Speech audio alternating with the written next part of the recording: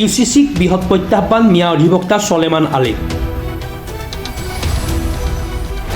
17 বছৰীয়া নাবালিকাক অপহৰণ কৰাৰ অভিযোগ উঠিছে চলেমান আলীৰ বিৰুদ্ধে।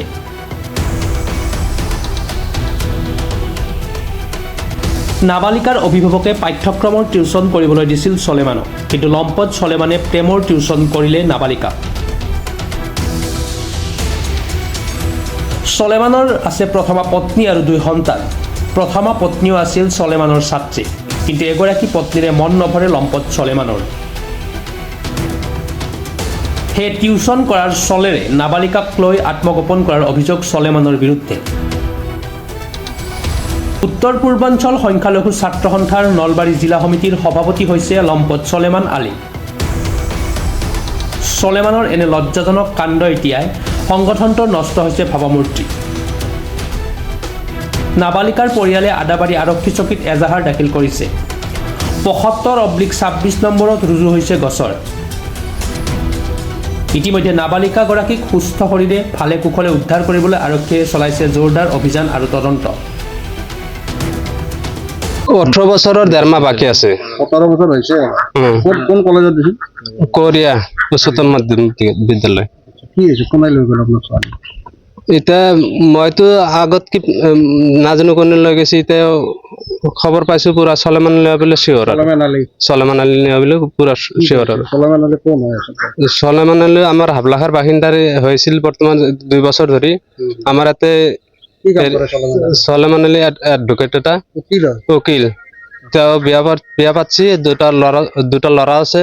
এটা 7 বছৰ বয়স, এটা 1 বছৰ। মই তাক টিউচন মাষ্টাৰ ৰাখি দিছিলো মোৰ ছোৱালীক পঢ়াবৰ কাৰণে। তাৰপিছত মেট্ৰিক বছৰ তাৰপৰা কি জানি সম্পৰ্ক হৈ গৈছে।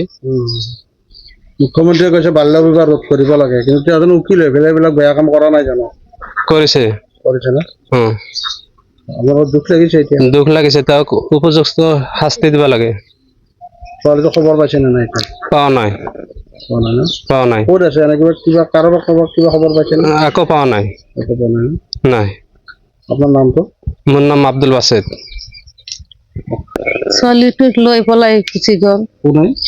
চলেমান আলী। কি কৰে চলেমান আলী? এডভোকেট, উকিল। টিউচন দিছিল আপোনাক? টিউচন দিছিলো। তাৰপৰা ছোৱালীটো লৈ গুচি গ'ল। খবৰ পাইছে নে নাই? খবৰ পোৱা নাই। চলেমান আলী আচলতে কি বদমাছ নেকি? বদমাছি। আগৰ তিৰিটো এনকে লৈছি। আগৰ তিৰিটো এনকে বিয়া কৰা নেকি? বিয়া কৰা। আগৰ তিৰিটো এনকে টিউচন পঢ়াই পেলে সেইটো তিৰি এনকে পলাই লৈ গুচি গৈছি। তেওঁৰ স্বভাৱে এনেকৈ তাক চাট কৰিব লাগে, শিক্ষা দিব উচিত। তাৰপৰা লৈ গুচি যায়। মোৰ ছোৱালীটোক সেনেকে কৰিলো। এটা ছোৱালী দুখ লাগিছে। এইটো উচিত শাস্তি লাগে তাৰ। আৰক্ষীক জনাইছে। আমিনগাঁৱৰ পৰা Madhu Madhab Das report, Pratah time digital.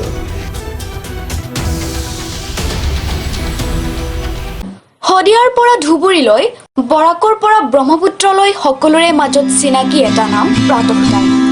থলুৱা ভাষা, কৃষ্টি আৰু সত্য বাতৰিৰ আধাৰত প্ৰতিষ্ঠিত খবৰ প্ৰাতঃ টাইমৰ প্ৰতিটো বা বাতৰি পুংখানুপুংখভাৱে চাবলৈ Facebook, YouTube, website, Twitter, Instagram আৰু ব্লগাৰ পেজত লাইক আৰু ফ'ল' কৰক